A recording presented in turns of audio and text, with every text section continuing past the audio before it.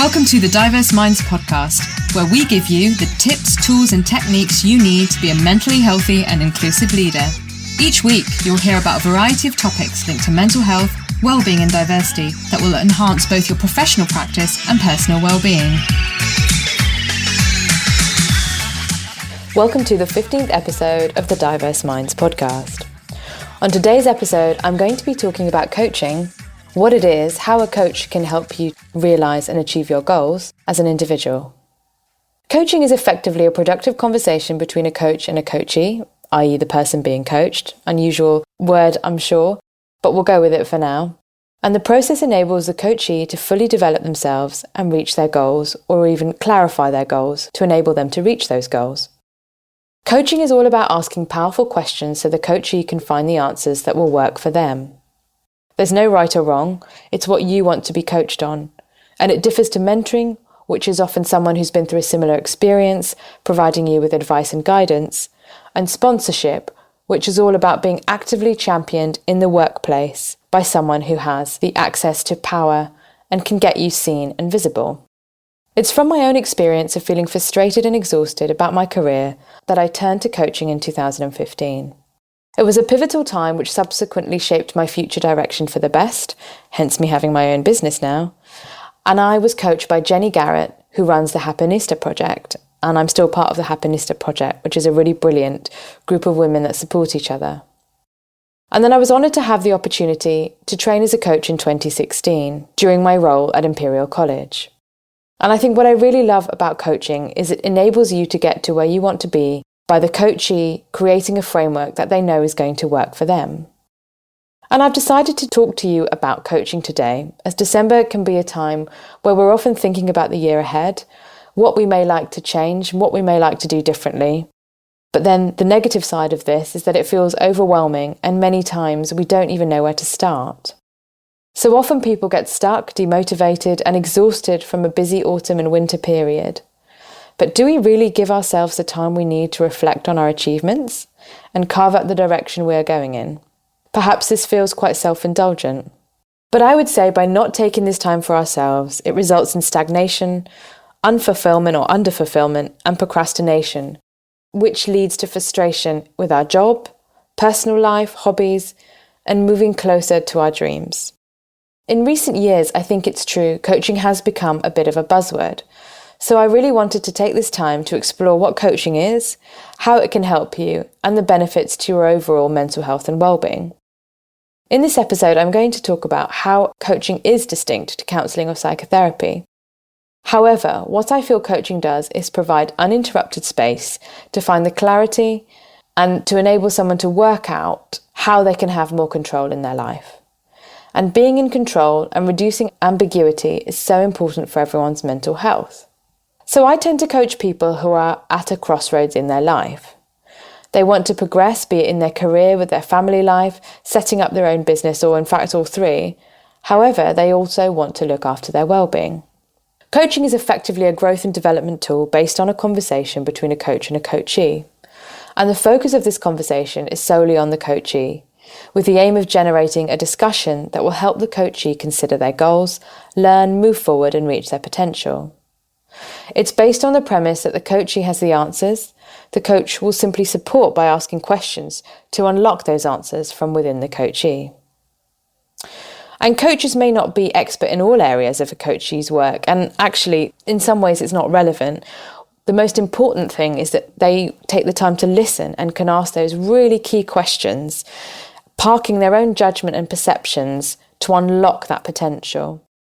And coaches will have a number of tools and techniques to be able to ask those questions in different ways to facilitate that development. So I mentioned counselling earlier on, and counselling and therapy tends to focus on negative and or life-changing events in the past, in many cases over which people had no control over. And counselling, for want of a better word, deals with the cognitive and emotional blockages which may be impeding someone to function optimally. Counselling and therapy use their own specific frameworks to help someone regain mental balance with their life, work, and relationships. Coaching, on the other hand, focuses on what's happening in the present and, in fact, what you want to happen in the future. So it is very future-focused, action-orientated, and it supports in helping clients move towards their own goals or, as I mentioned earlier, clarify what those goals might be or look like. And I also want to be really clear that coaching is not a substitute for counselling or therapy, but it can absolutely work in conjunction with both those things. And I would never pretend to be a counsellor or therapist, but would always recommend, if people want to do that first or in conjunction, depending on what's going on for them. And the other beauty of coaching is that you don't actually have to be physically face-to-face. Most of the coaching I do is over Skype or the phone, which is why it's great to, you can build a global community or work with people from around the world. And actually, this works really well, either doing it on Zoom or video conference call or the phone. And coaching over the phone can really help coachees feel more at ease as they're in their own environment. They can have their own things around them. Some people find it quite difficult to maybe make eye contact or see or look at someone face to face. So there are lots of different techniques that can be used. And interestingly, there's no set structure or format to a coaching session. You, as the coachee or client, will bring a topic or issue or goal or question to the session. And the main focus of the coach is to listen, firstly, and intently and actively, and then to ask those key questions to help you as the coachee get to where you want to be. And initially, it may feel very strange to have uninterrupted speaking time to talk about yourself. But by having this safe time and space, you'll begin to find solutions, ways forward, and decide which actions to commit to. As I mentioned previously, there's no right or wrong way to be a coachee. Just go with what feels natural to you. And I don't tend to give or set, what might be considered homework routinely, but there may be occasions where if we're working together, we both agree on an activity or task that may be helpful. And it's completely up to you whether you choose to complete it, and that would then inform the next session. So what makes me a coach then? Well, I have an Institute in Leadership and Management, ILM, Level 5 qualification in coaching, and I've been coaching for over 3 years. I've worked with numerous organisations to facilitate also team coaching.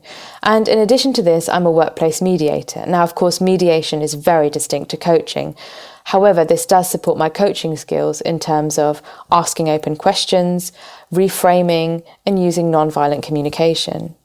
And I also attend regular CPD days and supervision to ensure that I maintain and update my skills. So as I mentioned, you don't need to wait till January in order to think about coaching or think about the new year. But I am going to be offering my January Jumpstart package, which is a really focused and intense 2-session coaching for a very special price. So keep listening if you want to find out more. So let's say you've listened to this and I've whetted your appetite for coaching. Well, what can you do? I would say find out more about coaching and the process, and 2 really good resources are the European Mentoring and Coaching Council and the International Coaching Federation, and I've included the links within the show notes. But also have a look, because there are lots and lots and lots of coaches out there. Now, coaches will be trained in a similar way, but each coach will have a particular niche. So investigate the kind of coaching that could work for you. Maybe you want couples coaching, and there's a brilliant coach out there called Sue Saker, as off the top of my head, that I know is fantastic. Maybe you want more career mentoring, in which case you might like to check out the podcast with Soma Ghosh, and she is the career happiness mentor, and she also uses coaching techniques. Perhaps you want something more about your family, or you want life coaching. So think about the niche and what could work for you. Then you'll also need to consider what your budget is. Now, coaching isn't cheap, and I don't really think it should be, because we've all gone through training and we've done a lot of work. However, there will be coaches that might offer reduced rates for those who are on benefits or income support. For those people who maybe are in charity organisations, I know there are coaches who work extensively with charities and people who work in charities. So it doesn't always have to be extortionate. And when I said I don't think it should be cheap, that wasn't in a negative way. I think that actually it values the skills that trained coaches have. So it does concern me if something is super rock bottom, because what's the quality or what's the qualification that coach has? However, there are always ways and means that coaches use to try and make their coaching as accessible as possible. But think about your budget and what's realistic for you.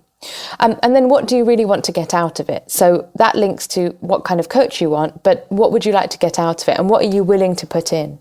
Because that's the thing with coaching. It's also what you put in. And make the most of the free coaching session, 30-minute coaching sessions that most of the coaches I know and I've seen do, including myself, also sometimes known as a chemistry call. Because this will give you a chance to find out if you want to work with that specific coach, if they're right for you. And you might think they're really great, but it might be that they're not doing quite the coaching that you want. And think about the questions that you really need to ask and you want to know. And I think it is amazing how people do have the answers, and when they have the coaching space, they do the things that they might have been putting off for ages. In 6 sessions, I had one coachee I was working with who was really grappling with her flighty manager and very indecisive director. And I can recall quite clearly at one meeting, she was absolutely in despair with the fact that she just didn't feel heard. So I used a technique called perceptive positioning to enable her to physically sit in a chair or in a position that the director would sit in for a big meeting she had coming up. And this is in order for her to kind of understand or work out or take educated guesses at how they might be or why they might be behaving the way they are. And by doing this, she was able to have more control over the meeting and her own behaviour and adapt her communication style so she felt more heard.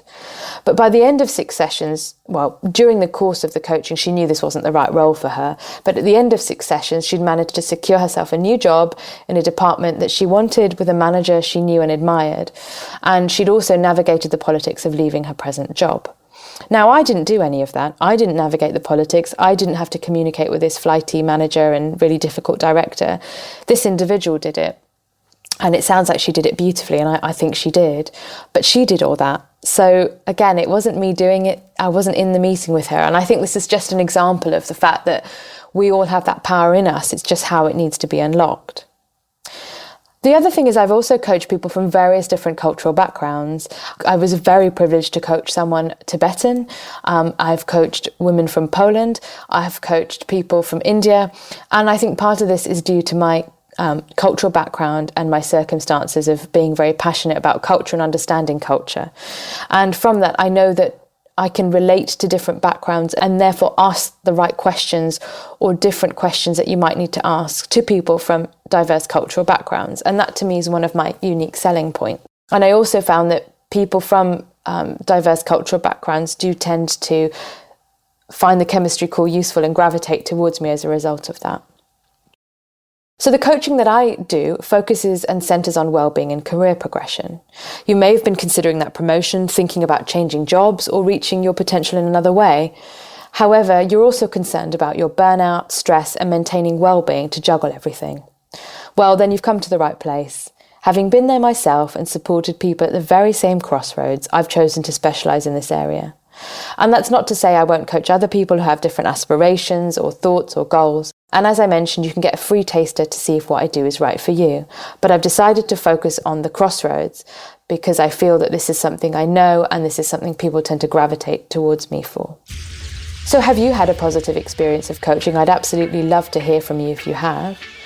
And if you want to find out more about coaching, there are resources in the show notes, as I mentioned, the EMCC and the ICF. But I'd also like to introduce you to my special January Jumpstart package.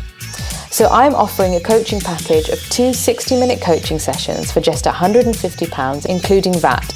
But you will need to book your free 30-minute call with me by 31st of December and be able to pay the full £150 for your 2 sessions in the first week of January. So this is a time-limited offer and you'll need to do this by 31st of December. And why not find out more about the coaching by checking out my coaching FAQs, and that's on the Diverse Minds website under Solutions and Coaching, and then book a 30-minute free call with me by the 31st of December to qualify for my January Jumpstart package.